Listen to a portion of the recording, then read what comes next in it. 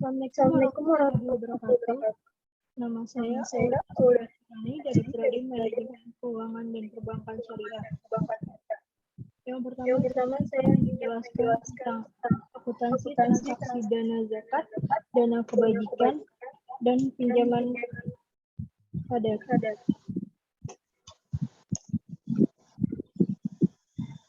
Yang pertama ada dana zakat. Dan dana zakat ada beberapa hal. Yang pertama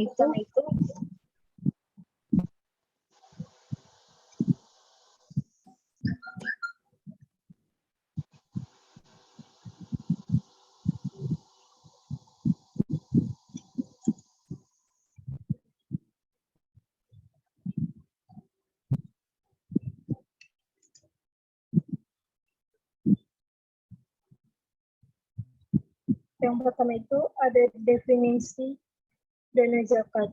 Yang kedua, sumber hukum zakat. Yang ketiga, prinsip, fungsi, dan tujuan zakat. Yang keempat, sumber dan penggunaan dana zakat. Yang pertama yang akan dibahas dalam dana zakat itu adalah definisi dana zakat.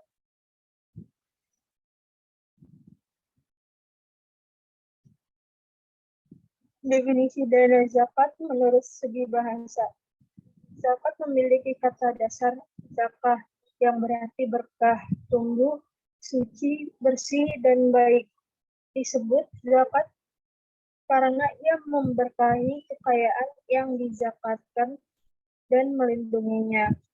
Menurut Undang-Undang Nomor 38 Tahun 1998 tentang pengelolaan zakat, pengertian zakat adalah harta yang wajib disisihkan oleh seorang muslim atau badan usaha yang dimiliki oleh orang muslim sesuai dengan ketentuan agama dan diberikan kepada yang mereka berhak menerimanya. Berikutnya definisi zakat menurut istilah. Zakat ialah kewajiban seorang muslim untuk mengeluarkan nilai bersih dari kekayaannya yang tidak melebihi 1 nisab, diberikan kepada mustazin dengan beberapa syarat yang telah ditentukan. Didin Hafiz Udin mendefinisikan zakat ialah bagian dari harta dengan persyaratan tertentu yang Allah Subhanahu wa Ta'ala mewajibkan kepada pemiliknya untuk diserahkan kepada mereka yang berhak menerimanya. Dengan persyaratan tertentu pula, dalam pengertian zakat tersebut tercakup pengertian zakat mal atau zakat harta dan zakat fitrah atau zakat jiwa. Definisi dana secara seluruhnya adalah zakat adalah bagian dari harta yang wajib dikeluarkan oleh muzakin untuk diserahkan kepada penerima zakat, yaitu mustazin. Pembayaran zakat dilakukan apabila nisab atau haulnya terpenuhi. Dari harta yang dipenuhi kriteria wajib zakat ada pada PSAK 101 paragraf 71 atau PSAK pada halaman 101 paragraf 71. Dengan demikian, zakat tidak hanya sama dengan donasi, sumbangan, sedekah yang bersifat sukarela. Zakat merupakan suatu kewajiban muslim yang harus ditunaikan dan bukan merupakan hak, sehingga kita dapat memilih untuk membayar atau tidak membayar. Zakat memiliki aturan yang jelas mengenai harta apa yang harus dizakatkan, batasan harta yang terkena zakat, demikian juga dengan perhitungannya.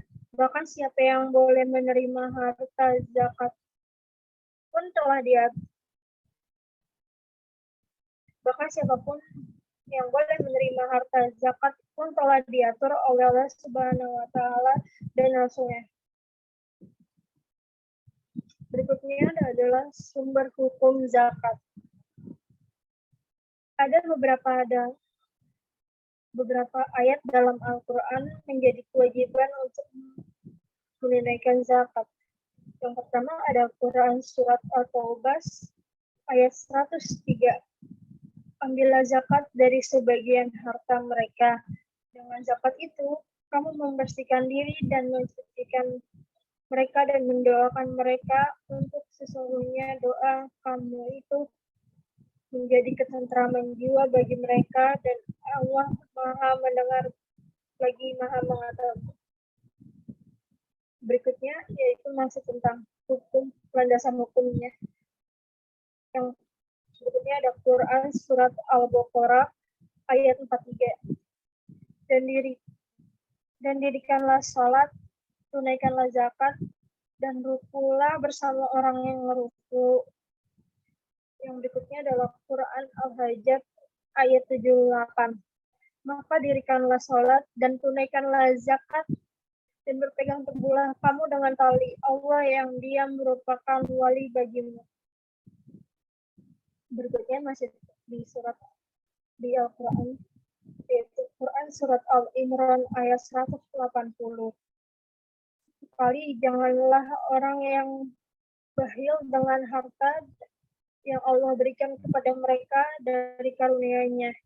Menyangkal kebaikan itu baik bagi mereka. Sebenarnya kebahilan itu adalah buruk bagi mereka. Harta yang mereka bahilan itu akan dikabungkan kelak di lehernya di hari kiamat, dan di kepunyaan Allah lah sebagai warisannya, atau yang ada di langit dan di bumi akan mengetahui apa saja yang kamu kerjakan. Yang berikutnya adalah fungsi, prinsip, dan tujuan zakat. Zakat merupakan salah satu ciri dari sistem perekonomian Islam. Karena zakat merupakan salah satu implementasi asas keadilan dalam sistem ekonomi Islam. MA mana dalam buku Islamic Economics Theory and Practical sebagaimana yang dikutipkan oleh Ibn Kurnian dan Hidayat menyebutkan bahwa zakat mempunyai 6 prinsip. Berikut adalah prinsip zakat di antara lainnya.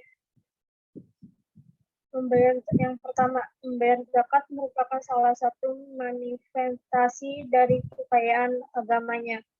Yang kedua, prinsip pergelangan dan keadilan merupakan tujuan sosial zakat, yaitu membagi kekayaan yang diberikan Allah Subhanahu wa Ta'ala lebih merata dan adil kepada manusia.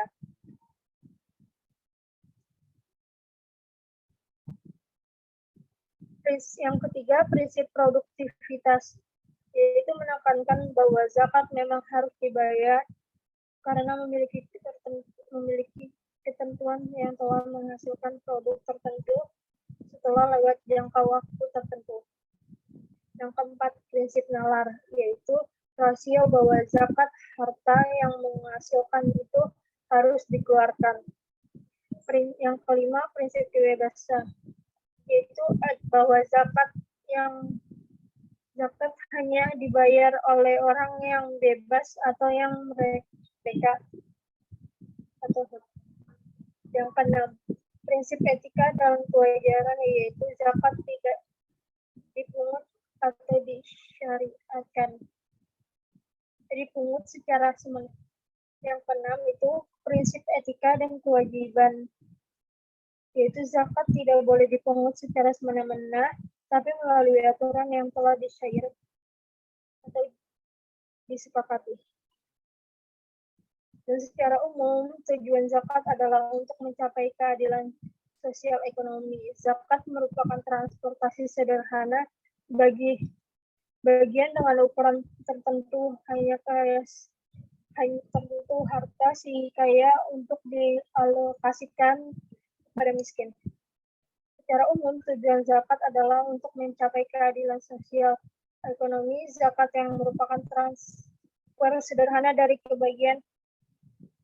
bagian dengan ukuran tertentu harta si kaya untuk dialokasikan kepada si miskin. Dan para cendekiawan Muslim bahwa menerangkan tentang tujuan zakat baik secara umum yang menyangkut tatanan ekonomi, sosial dan kenegaraan maupun secara khusus yang ditinjau dari tujuan-tujuan secara ekspektif. Berikutnya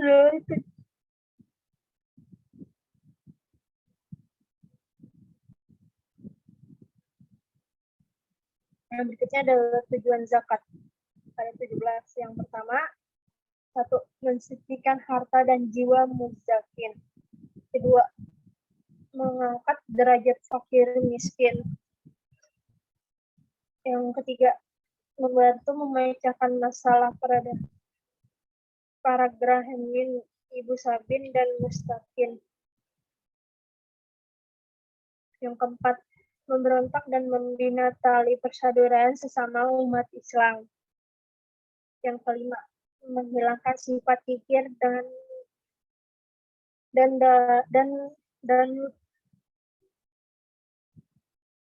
loba pada pemilik harta. Yang keenam, menghilangkan sifat dengki dan iri dari hati orang-orang miskin. Yang ketujuh, menjembatani jurang antara si kaya dengan si miskin dalam masyarakat. Yang kesembilan, membanggakan rasa tanggung jawab sosial pada diri seseorang. Pendidikan disiplin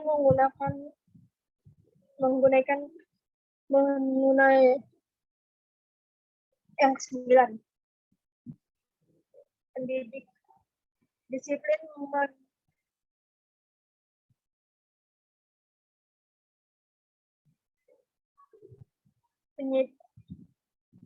menyelidiki disiplin menunaikan kewajiban dan menyerahkan hak orang lain.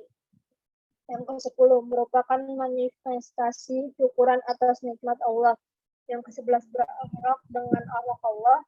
Yang ke-12, mengobati hati dan cinta dunia. Yang ke-13, mengembangkan kenyataan kekayaan batin. Yang ke-14, mengembangkan dan membeberkan harta. Yang ke-15, membebaskan si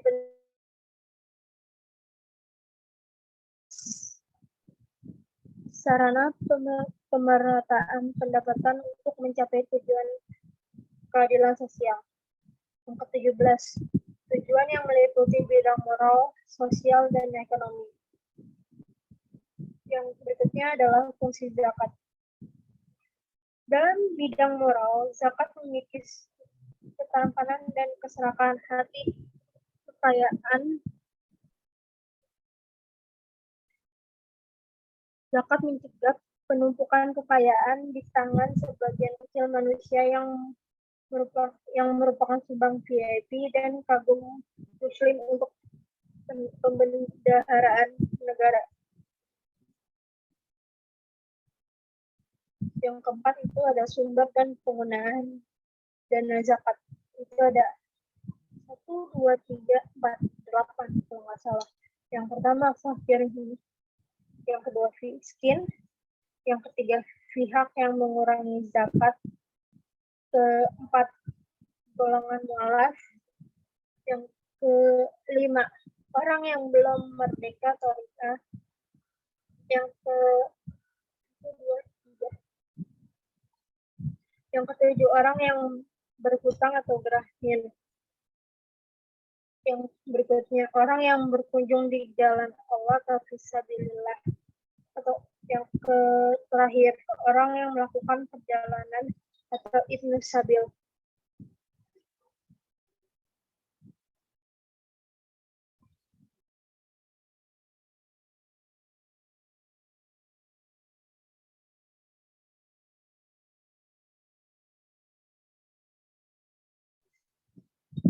Berikutnya adalah unsur dasar laporan sumber dan penggunaan dana zakat meliputi sumber dana, penggunaan dana selama suatu jangka waktu, serta saldo dana zakat menunjukkan dana yang belum disalurkan pada tanggal tertentu.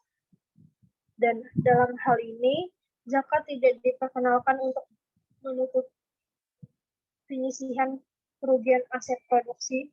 Sumber dana zakat di bank syariah terdiri dari dua, yaitu zakat dari dalam entitas bank syariah. Yang kedua, dana zakat dari pihak keluar entitas bank syariah termasuk zakat dari nasabah. Penyaluran atau penggunaan dana zakat dibatasi pada 8 golongan yang disebut an-nasab yang sudah ditemukan oleh syariah. Fakir. Fakir adalah mereka yang tidak mempunyai harta atau menghasilkan layak dalam memenuhi keperluan berupa sandang, pangan, tempat tinggal, dan segala kebutuhan pokok lainnya.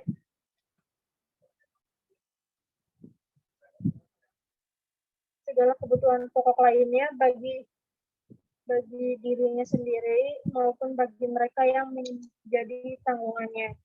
Misalnya, orang yang memiliki 10 dirham per hari, tapi yang ada hanya memiliki 4,3 atau 2 dirham. Yang berikutnya miskin. Miskin adalah mereka yang mempunyai harta atau penghasilan layak untuk mengaruhi keperluan dan orang lain yang menjadi tanggung jawabnya, tetapi tidak sepertinya seperti itu. Orang yang diperlukan 10 dirham, tetapi yang ada hanya memiliki 7 atau 8 dirham. Pihak yang mengurus zakat atau amilin. Syarat-syarat amilin zakat. Yang pertama, muslim, mukallaf, jujur, memahami hukum-hukum zakat. Yang terakhir, orang yang mendadak, bukan kodok. Golongan mualaf. Mualaf adalah mereka yang diarahkan kecenderungan hatinya atau kecenderungan hati dan keyakinannya dapat bertambah pada Islam atau menghalangi niat jahat mereka atas kaum muslimin atau harapan akan adanya manfaat mereka dalam membela dan menolong kaum muslim dari muslim. Yang berikutnya,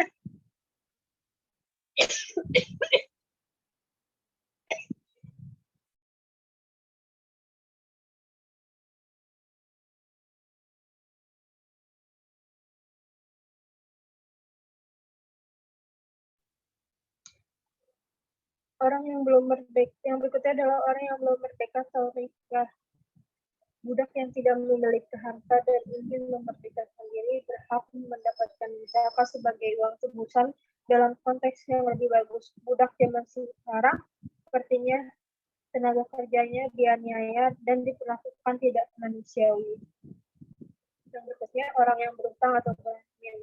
Menurut Imam Malik, Syafi'i, dan Hanbali bahwa orang yang memiliki hutang terbagi kepada dua golongan. Yang pertama, orang yang mempunyai hutang untuk kemaslahatan diri sendiri, termasuk orang yang mengalami bencana seperti terkena banjir, hartanya habis terbakar, orang yang berebutan untuk menafkahi keluarganya, atau yang kedua, orang yang mempunyai hutang untuk kemaslahatan masyarakat, sebagaimana sebagian ulama Syafi'i bertambahan bahwa orang yang bertugas untuk meramaikan masjid dan membebaskan tawanan, menghormati tamu, orang yang mempunyai hutang untuk kemaslahatan masyarakatan. Sebagian ulama Syafi'i berpendapat bahwa orang yang beruntung untuk meramaikan masjid, dibebaskan tawanan, menghormati tamu, hendak diberikan bagian zakat walaupun ia kaya, jika kayanya itu belum dengan memiliki benda, tidak bergerak, bukan juga memiliki uang. Orang yang berjuang di jalan Allah atau fisabilillah. Menurut tafsir Ibnu Ashir dalam An-Niha, artinya kalimat fisabilillah terbagi menjadi dua. Menurut bahasa ialah setiap amal perbuatan ikhlas yang dipergunakan untuk surat pada Allah Subhanahu wa taala meliputi segala amal perbuatan salih, baik bersifat pribadi maupun yang bersifat kemasyarakatan. Yang kedua, arti bersifat mutlak adalah berpacaran di jalan Allah seolah kamu khusus untuk jihad. Jadi bagi orang yang melakukan perjalanan atau Ibnu Syabil. Menurut Ibnu Syabil adalah orang munafir, apakah ia kaya atau miskin yang apabila mendapatkan musibah dalam bekerja atau hartanya sama sekali tidak ada, atau terkena suatu musibah di atas hartanya, kamu sama sekali tidak bisa memilih apa-apa. Makanan dengan memiliki kekeh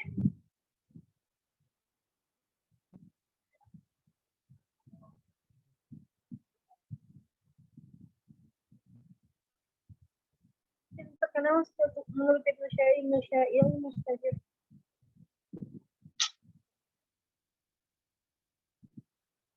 Artinya yang bersifat mutlak adalah yang berperang di jalan Allah seolah-olah khusus untuk jilat.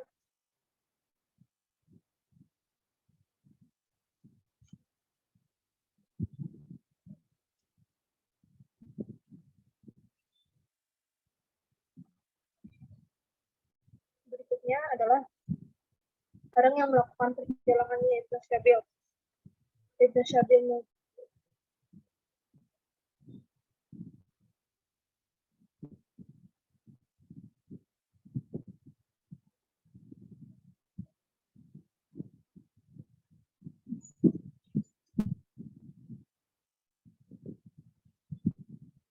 menurut Ibnu Zail adalah musafir, apakah ia kaya atau miskin. Apabila mendapatkan musibah dalam bakau atau hartanya sama sekali tidak ada, atau terkena suatu musibah atas hartanya, maka ia sama sekali tidak memiliki apa-apa, maka keadaannya demikian hanya bersifat pasti. Berikutnya adalah Islam mendorong umatnya untuk berpergian dalam rangka satu, mencari rezeki, kedua, mencari ilmu, yang ketiga, berperan di jalan Allah SWT. Yang berikutnya adalah melepaskan untuk ibadah atau yang melaksanakan ibadah di jalan Allah Subhanahu wa taala. Dana dari dana zakat. Yang berikutnya adalah dana kebajikan. Itu ada dua definisi dana kebajikan. Yang kedua, random hukum mengenai dana kepemilikan kebajikan.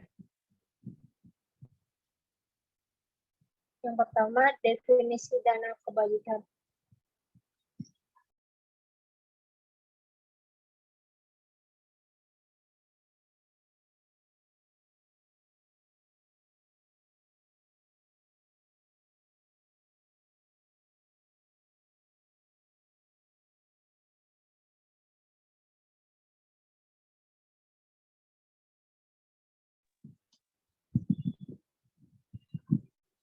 Definisi dana kebajikan.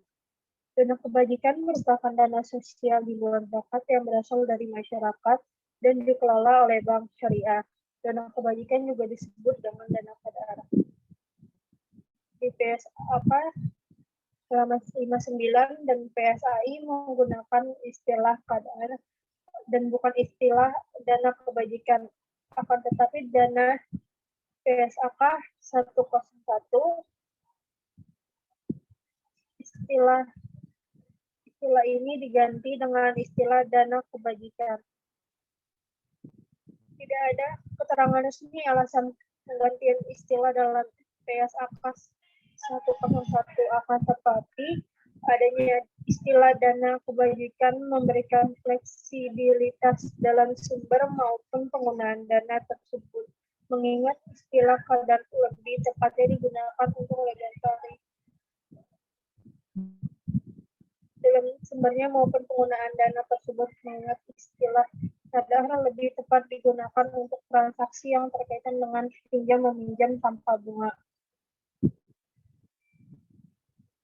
Yang berikutnya, landasan hukum mengenai dana kebajikan atau dana qadar yang seperti tadi.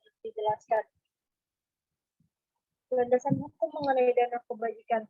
Berdasarkan PSAK 101 paragraf 75, sumber dana kebajikan terdiri atas 1.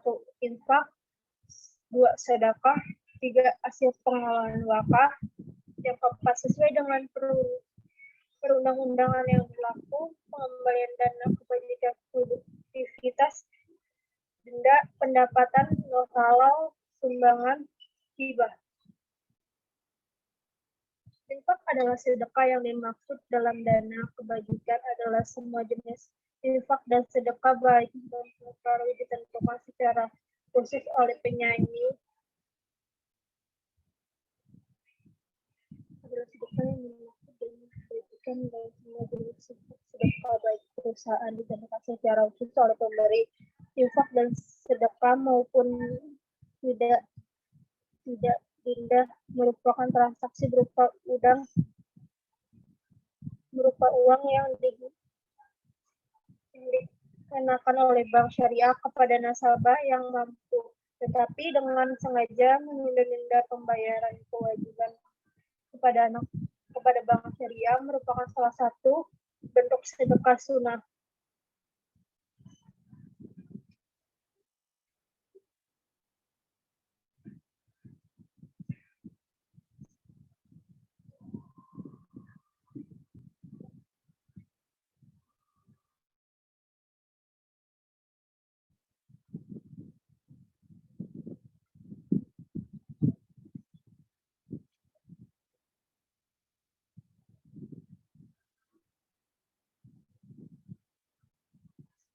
Infak adalah sedekah yang dimaksud dalam dana kebajikan dan semua jenis infak, baik dalam peruntungan dan secara khusus, dan pemberian infak sedekah maupun tidak denda merupakan sanksi berupa yang dikenakan oleh bank syariah kepada nasabah dan maupun, tetapi dengan sengaja menunda pembayaran kewajiban kepada bank syariah atau pada dasarnya salah satu bank bentuk sedekah sunnah.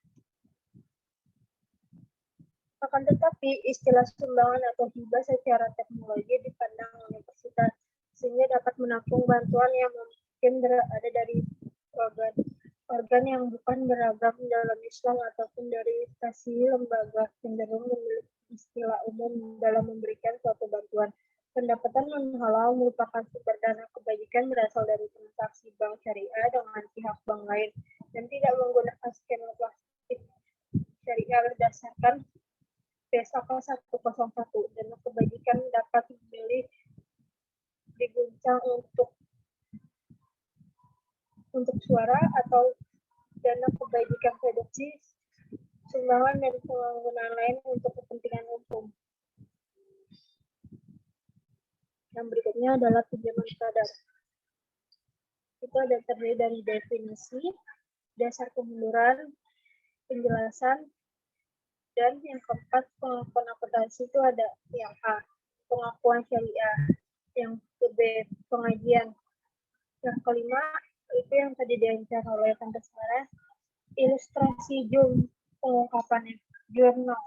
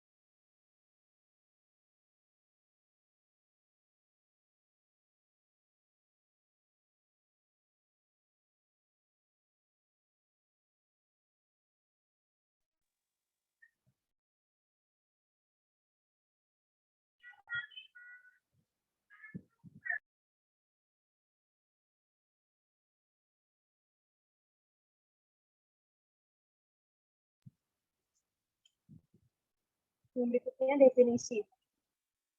Definisi pinjaman padat. Pinjaman padat yang dibutuhkan adalah penyediaan dana atau tagihan yang dapat dipersamakan dengan itu berdasarkan persetujuan atau kesepakatan antara peminjam dan pihak yang meminjamkan, yang mewajibkan peminjaman melunasi hutang setelah jangka waktu tertentu. Yang berikutnya dasar pengaturan.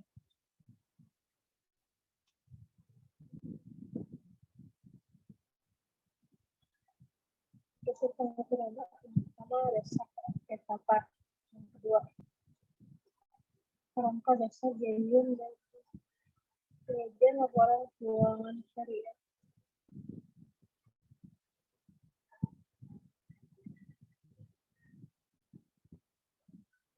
Yang berikutnya penjelasan.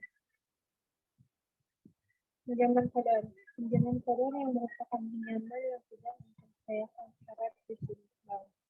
Yang kedua,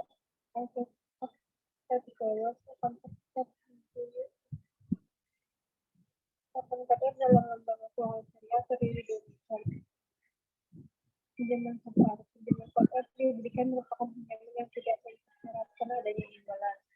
Yang kedua, akad qadar.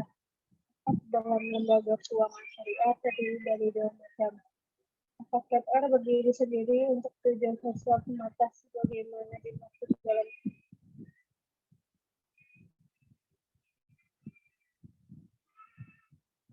akad qadar dalam lembaga keuangan syariah terdiri dari dua macam. Yang pertama, akad qadar terdiri dari untuk tujuan sosial semata-mata sebagaimana dimaksud dalam Fatwa DSN MUI nomor 19 atau DSN MUI. DSN MI atau _4/2001 tentang Al-Qadar, bukan sebagian syarat atau kelengkapan sebagian transaksi lainnya dalam produksi yang bertujuan untuk mendapatkan keuntungan.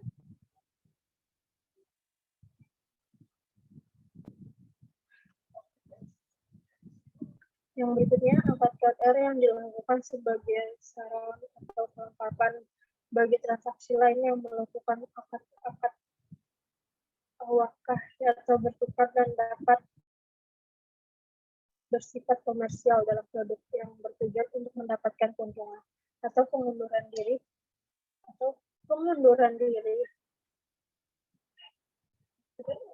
dalam produksi bertujuan untuk mendapatkan keuntungan. Penggunaan dana dari pihak ketiga hanya diperlukan oleh tujuan komersial antara lain seperti produk emas, pembiayaan pengurusan haji, lembaga keuangan syariah, dan pengajian utang dan anjak piutang. Yang ketiga itu adalah bank dapat meminjam jaminan atas pemberian pinjaman qadar. Yang keempat,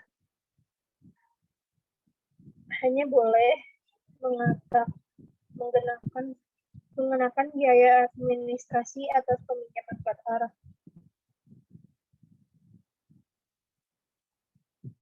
Yang berikutnya, pendapatan yang nomor 5.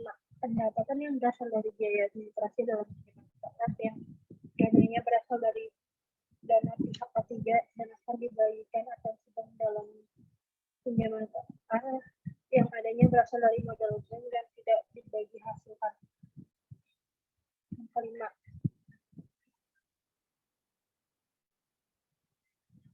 ujaran dari akad ijarah atau akad lainnya yang dilakukan bersamaan dengan pemberian pinjaman qadar untuk rehat yang salah gaji dan pengalihan utang dengan berasal dari dana pihak ketiga, maka penggunaan diperbolehkan dan dibagi hasilkan. Sedangkan apabila dengan berasal selain dari dana pihak ketiga, pendapatan yang diperoleh tidak dibagikan atau dibagi hasilkan. Yang berikutnya, dalam nasabah menghubungi tanggal pembayaran iuran bank, penyisihan penghapusan aset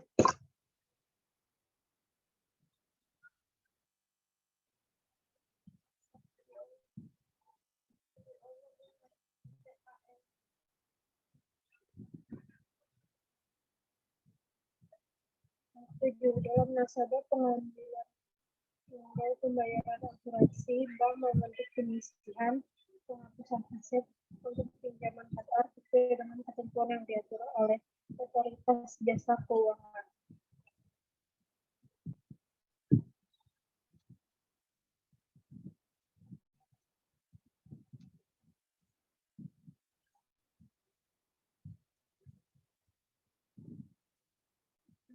Berikutnya perlakuan akuntansi.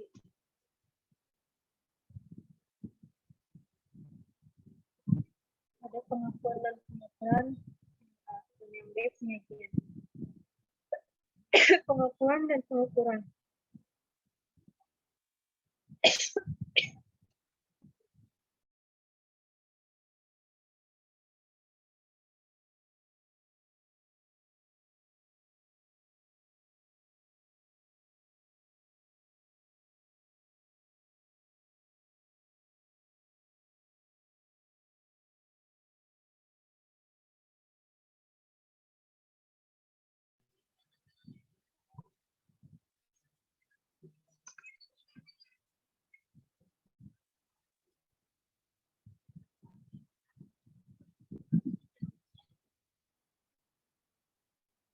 Pengakuan dan pengukuran.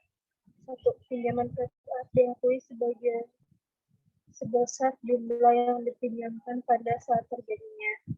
Yang kedua, biaya administrasi, bonus, tujuan, dan biaya dana yang tersumbat dari modal bank diakui sebagai pendapatan operasional lainnya sebesar jumlah yang diterima. Yang ketiga, biaya administrasi, bonus, tujuan, dan dana yang bersumber dari dana pihak ketiga diakui sebagai pendapatan utama lain dan dibagi hasilkan sebesar jumlah yang diterima. Berikutnya penyajian. Pinjaman KPR akan bersumber dari modal bank dan pihak ketiga disajikan pos pinjaman KPR. Pengisian penghapusan aset pinjaman KPR disajikan sebagai pos lawan atau kontrakan atau pinjaman KPR. Berikutnya adalah ilustrasi jurnal pada saat peminjaman KPR diberikan. Pada saat yang kedua, pada saat penerimaan pendapatan pinjam KPR diberikan. 2A pendapatan repatriasi, 2B pendapatan bonus atau imbalan. Pada saat pelunasan cicilan atau pada saat pembukaan penyelesaian pengakuan adat atas pinjaman atas pinjaman KPR, pada saat yang dilakukan koreksi penyelesaian penghapusan atau setelah atas pinjaman KPR.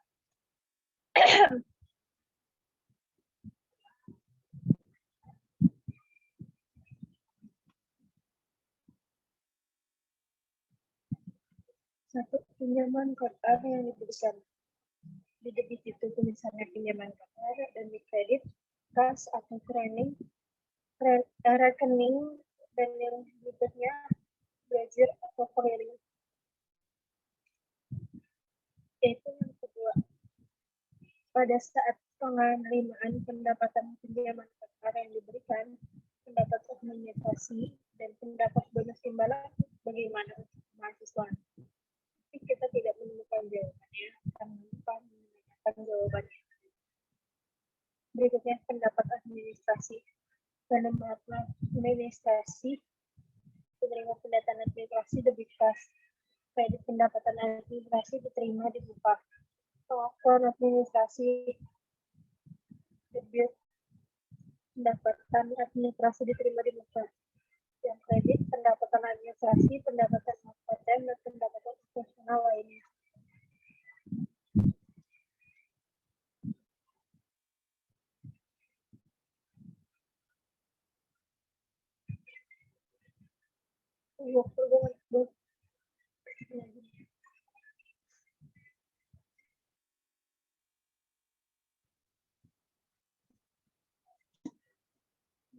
Pendapatan atau imbalan. Di debit ada kas, di kredit ada pendapatan bonus atau imbalan yang sama dengan pendapatan utama lainnya atau pendapatan operasional lainnya. Yang berikutnya, pada pada saat pelunasan atau cicilan. Debit, dikas atau kredit atau borrowing. Di kredit, pinjaman ke dana. Yang keempat, pada saat pembentukan penyisihan penghapusan aset atas pinjaman ke dana.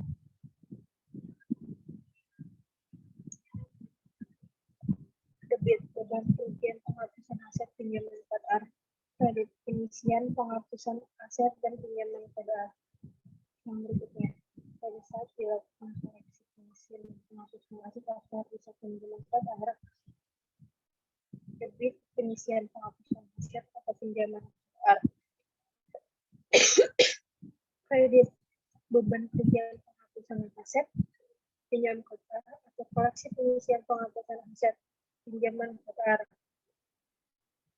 Yang berikutnya adalah pengungkapan.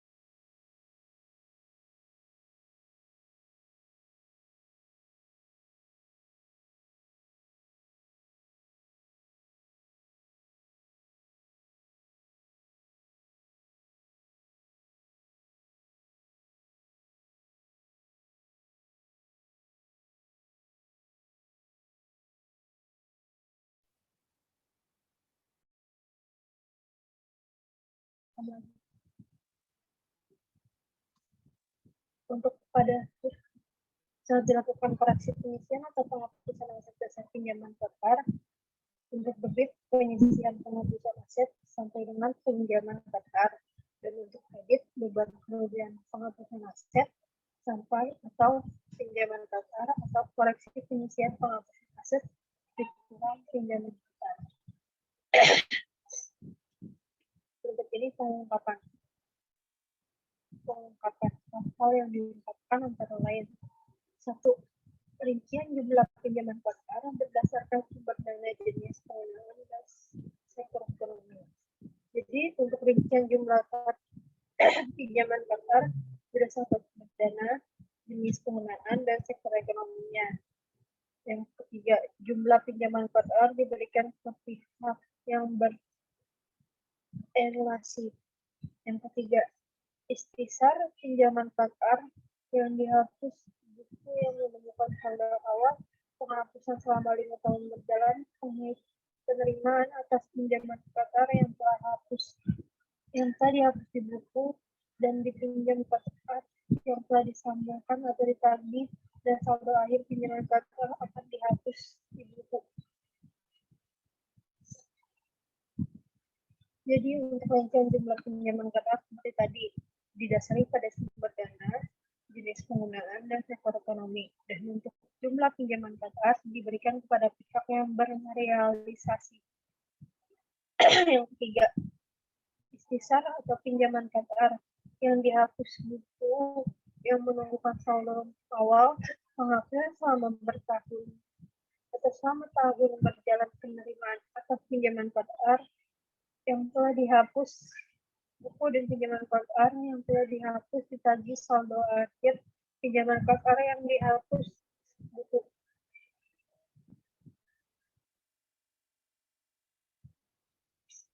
Berikutnya akan membahas kesimpulan. Bank Syariah dalam kegiatannya menjalankan 3 fungsi, yaitu investor, fungsi jasa perbankan, dan fungsi nasional. Dalam fungsi nasional, Bank Syariah terdiri atas transaksi zakat dan dana kebijakan dan pinjaman kotor.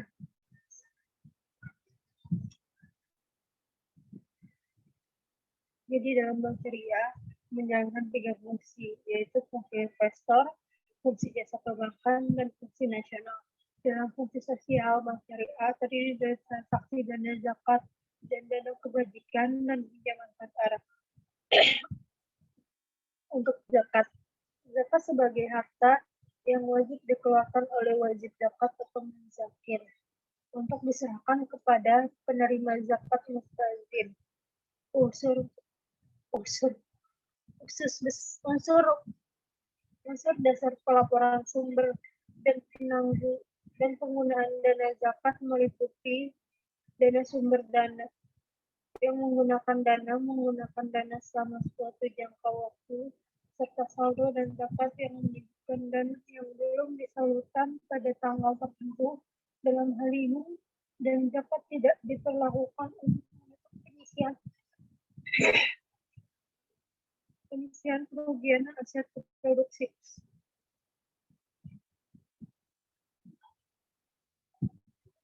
Jadi zakat adalah sebagian harta yang diwajibkan dikeluarkan oleh wajib zakat atau mencapai serahkan kepada pemilik zakat mustazid. Unsur dasar pelaporan sembahsi adalah penggunaan dana zakat meliputi sumber dana, penggunaan dana, dan waktu dan serta saldo dan zakat yang menunjukkan dana yang belum disalurkan pada tanggal tertentu. Pada hal ini, dan zakat tidak digunakan untuk menutup pengisian kerugian aset positif. Maksudnya produktif. Bentuknya dana kebajikan. Dana kebajikan merupakan dana sosial yang di luar zakat yang berasal dari masyarakat dan dikelola oleh bank syariah, dan dana kebajikan dapat digunakan dana kebanjiran produktif, sumbangan, dan penggunaan lainnya akan kepentingan, namun transaksi pada dasarnya merupakan transaksi yang bersifat sosial karena tidak diikuti dengan penampilan keuntungan dari dana yang dipinjamkan. Ini semua bukan dana kebajikan itu dana merupakan dana sosial di luar zakat yang berasal dari masyarakat dan dikelola oleh bank syariah, dan dana kebajikan digunakan untuk membangun kebajikan produksi sembarangan atau sumbang penggunaan lainnya untuk kepentingan umum. Dan berikutnya itu masih tentang dana kebalik. Dana kebajikan.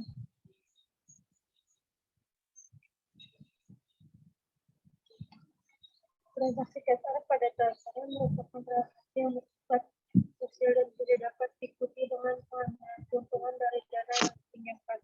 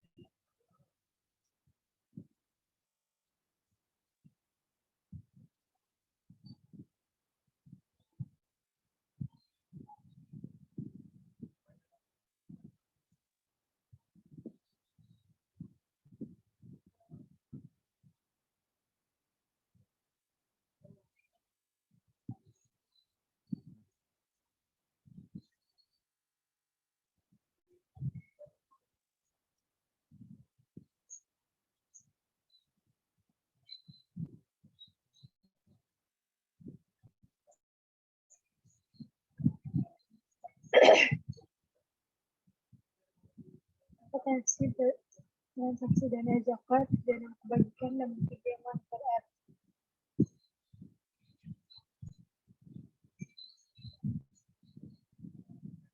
Definisi zakat secara menyeluruh adalah sebagian harta yang wajib dikeluarkan oleh wajib zakat miskin untuk diserahkan kepada pemilik wajib zakat yang wajib. Pembayaran zakat dilakukan untuk bulan ada lalu dipenuhi harta yang memenuhi kriteria wajib zakat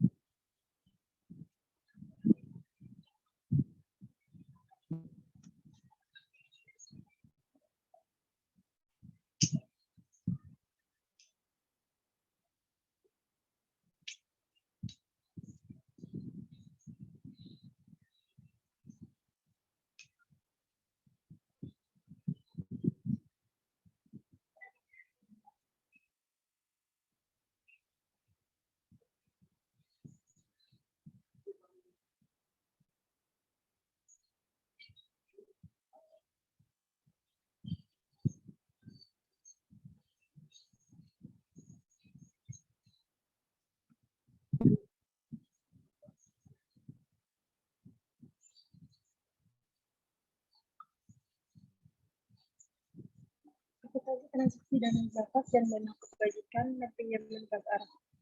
Dana zakat yaitu dari definisi dana zakat, sumber hukum zakat, prinsip dan tujuan zakat, dan yang berikutnya sumber dan penggunaan zakat. Definisi zakat tadi sudah kita ketahui, yaitu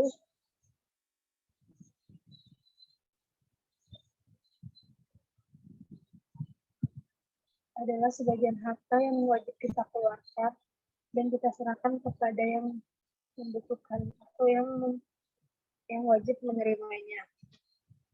Dan sumber hukum zakat itu terdapat pada Quran, dan setidaknya ada 5 surat Quran yang menjadi landasan hukum zakat atau dana zakat.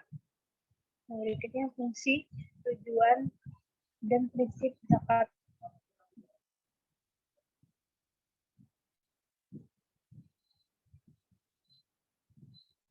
Prinsip zakat itu tadi ada 6, dan untuk fungsinya terdapat 7, dan tujuannya itu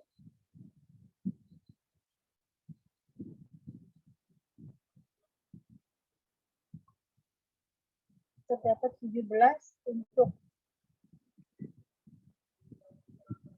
fungsinya itu berfungsi sebagai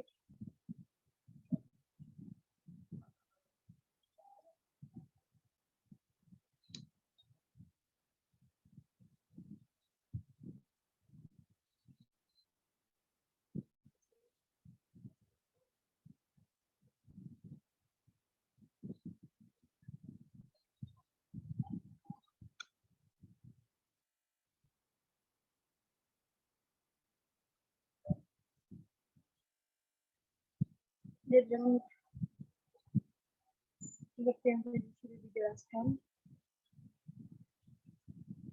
Untuk definisi zakat itu adalah kewajiban seseorang yang memiliki kelebihan harta untuk memberikannya kepada mereka yang membutuhkan atau yang menjadi haknya. Yang kedua, sumber hukum zakat. Sumber hukum zakat terdapat pada Universitas Negeri Indonesia, dan mempelajari hukum tidak semudah yang kita lihat atau kita ketahui. Jadi sebaiknya kamu membantu saya sama sumber dan hukum zakat.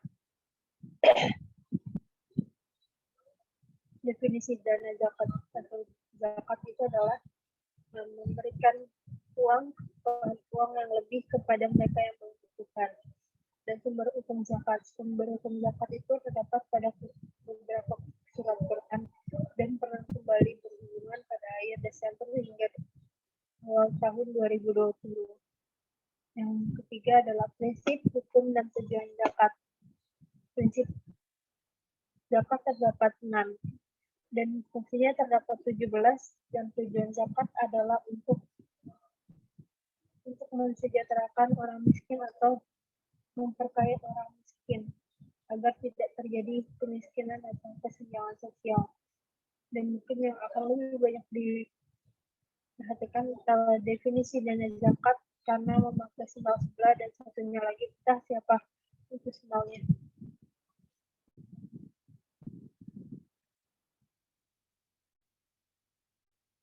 Yang berikutnya tentang sumber dan penggunaan dana zakat.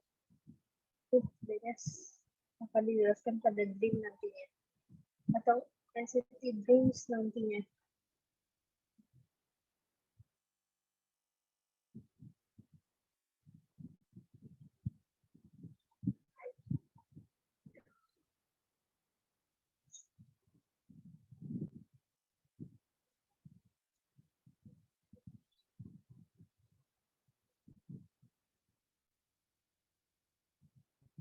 Dan yang keempat ada sumber dan penggunaan zakat. Penggunaan zakat bisa digunakan kepada fakir, miskin, pihak yang mengelola zakat, golongan mualaf, dan orang yang bersyariah atau orang yang mereka orang yang beruntung kemarin, orang yang bertujuan di jalan Allah Subhanahu wa taala atau fisabilillah. Dan yang kedua orang yang melakukan perjalanan atau ibadah.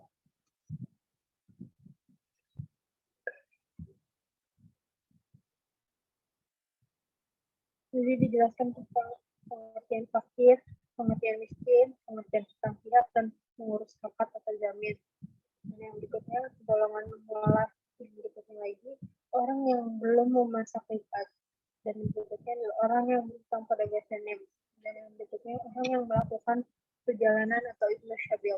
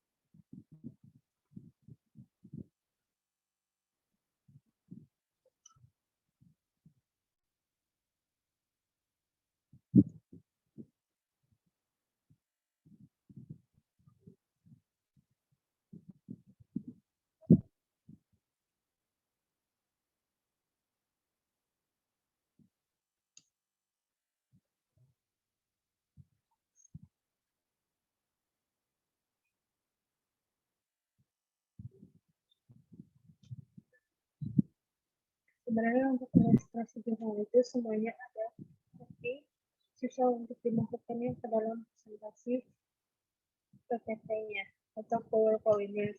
Jadi kami akan mengadakannya di luar atau saat sebelum acaranya dibubarkan atau diselesaikan oleh para satpam atau guru-guru yang ada di sekitar sini.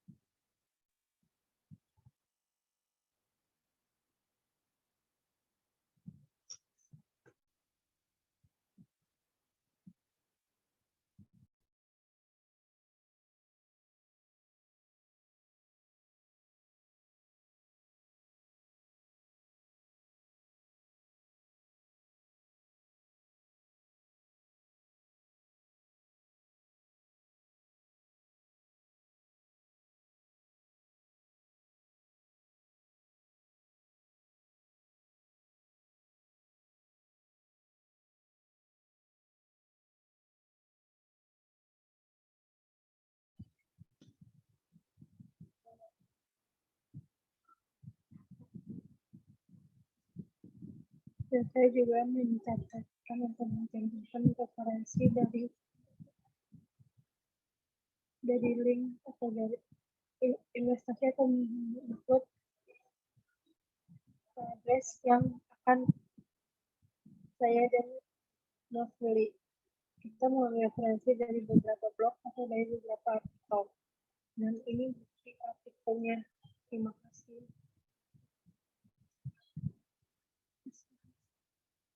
Mungkin cukup sekian dari penjelasan saya kali ini. Kurang lebihnya mohon maaf dan saya mengakui mungkin banyak kekurangan dalam saya melakukan kegiatan kali ini. Jadi mohon dimaafkan sebesar-besarnya. Terima kasih.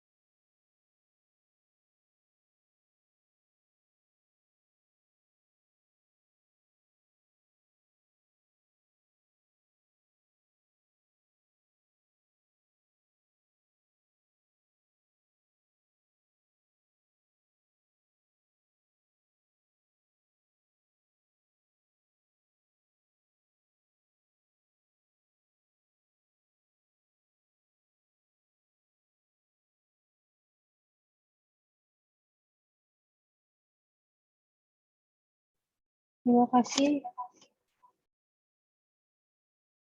Iya.